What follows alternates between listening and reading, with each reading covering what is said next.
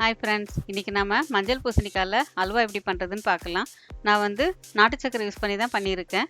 அதனால் இது நல்லா ஹெல்த்தியாகவும் இருக்கும், டேஸ்ட்டாகவும் இருக்கும். இப்போ இதுக்கு தேவையான பொருட்கள் பார்த்திங்கன்னா, ஒரு 1/4 கிலோ அளவுக்கு மஞ்சள் பூசணிக்காய் எடுத்திருக்கேன். நான் தோலெல்லாம் எடுத்து சுத்தம் பண்ணி வச்சுருக்கேன். இதை நம்ம குட்டி குட்டி பீஸாக கட் பண்ணிக்கலாம். நான் வந்து குக்கரில் போட போகிறதில்ல, கடாயில் தான் போட போகிறேன். அதனால் அதுக்கு தகுந்த மாதிரி சின்ன சின்ன பீஸாக கட் பண்ணியிருக்கேன். நீங்கள் எப்படி வேக வைப்பீங்களோ அதுக்கு தகுந்த மாதிரி கட் பண்ணிக்கோங்க. இப்போ கட் பண்ணி முடிச்சாச்சு. இதை வேக வச்சுக்கலாம். அடுப்பை பற்ற வச்சுக்கோங்க. அதில் ஒரு கடாயை வச்சுட்டு நம்ம கட் பண்ணி வச்சுருக்கிற பூசணிக்காய் சேர்த்துக்கலாம். இதில் ஒரு 1/2 டம்ளர் அளவுக்கு தண்ணி விடுங்க. ரொம்ப ஜாஸ்தி விட வேண்டாம், ஏன்னா அப்புறம் அல்வா பதம் வர்றதுக்கு லேட் ஆகும். அதுக்காக தான்.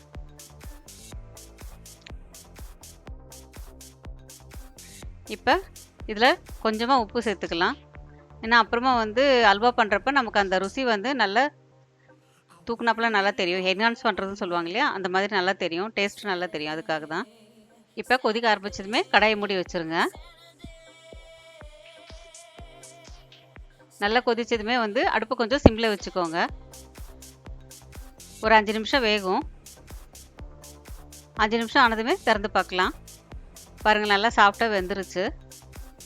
பூசணிக்காய் வந்து சீக்கிரம் வெந்துடும். ஒரு 5 நிமிஷம் போதும் நமக்கு. சாஃப்டாகிடுச்சு பாருங்கள். இந்த மாதிரி வந்து நீங்கள் அந்த கரண்டிலே வந்து லேசாக அழுத்தி விட்டிங்கனாலே எல்லாம் நைஸ் ஆகிடும். அடுப்பு வந்து சிம்மிலே தான் இருக்கணும், ஏற்றி விட்டுறாதீங்க. இப்போ வந்து இதில் ஒரு 1/2 கப் அளவுக்கு நாட்டு சக்கரை சேர்த்துக்கலாம். 1/4 கிலோக்கு 1/2 கப் அளவுக்கு நாட்டு சக்கரை கரெக்டாக இருக்கும். உங்களுக்கு இனிப்பு ஜாஸ்தி தேவைப்படணும் அப்படின்னா ஒரு கப்பு வேணாலும் சேர்த்துக்கலாம். இப்போ நீங்கள் கலக்கிறப்பே வந்து இந்த மாதிரி அழுத்தி விட்டுட்டே வந்து கலந்தீங்கன்னா எல்லாமே வந்து நைஸாக கலந்தாப்பில் வரும். ஆனால் விடாமல் கலந்துகிட்டே தான் இருக்கணும், இல்லாட்டி அடுப்பிடிச்சிரும்.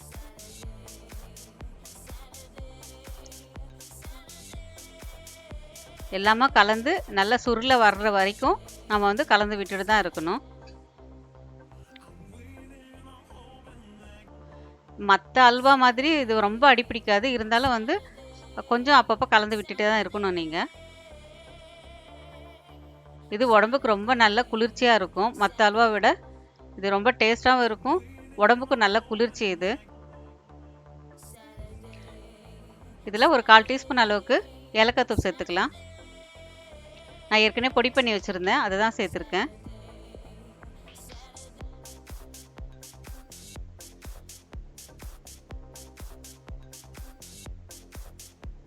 ஓரளவுக்கு இப்போ வந்து நமக்கு தேவையான பதம் வந்துட்டுருக்கு. இது வந்து ஆறுச்சுன்னா வந்து உங்களுக்கு இன்னும் நல்லா டைட் ஆகிடும். இப்போ வந்து சூடோடு இருக்கிறப்போ உங்களுக்கு தளத்தலன்னு தான் தெரியும்.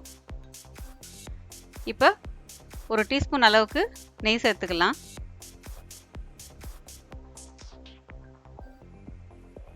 இப்போ எல்லாத்தையும் சேர்த்து மறுபடியும் ஒரு முறை கலந்து விட்டுக்கோங்க.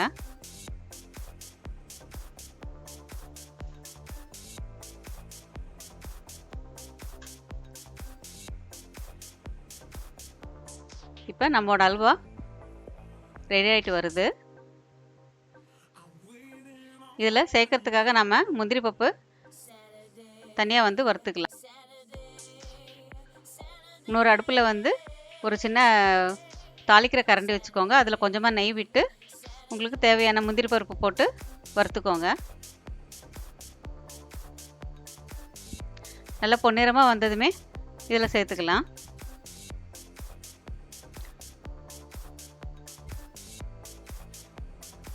எல்லாத்தையும் சேர்த்து கலந்து விட்டுட்டிங்கன்னா நம்முடைய அல்வா ரெடி. நீங்கள் செஞ்சு பார்த்துட்டு பிடிச்சிருந்ததுன்னா லைக் பண்ணுங்கள், கமெண்ட் பண்ணுங்கள், ஷேர் பண்ணுங்கள், சப்ஸ்கிரைப் பண்ணுங்கள் ப்ளீஸ். நீங்கள் அப்படியே வந்து பக்கத்தில் இருக்கிற பெல் பட்டனையும் அழுத்துனீங்க தான் நாங்கள் போடுற வீடியோலாம் உங்களை ரீச் ஆகும். நிறைய வீடியோ வந்து உங்களுக்கு ரீச் ஆகுறதில்ல, அதுக்காக தான் கேட்டுக்கிறேன். நம்முடைய ஹெல்த்தியான பூசணிக்காய் அல்வா ரெடி. Thank you.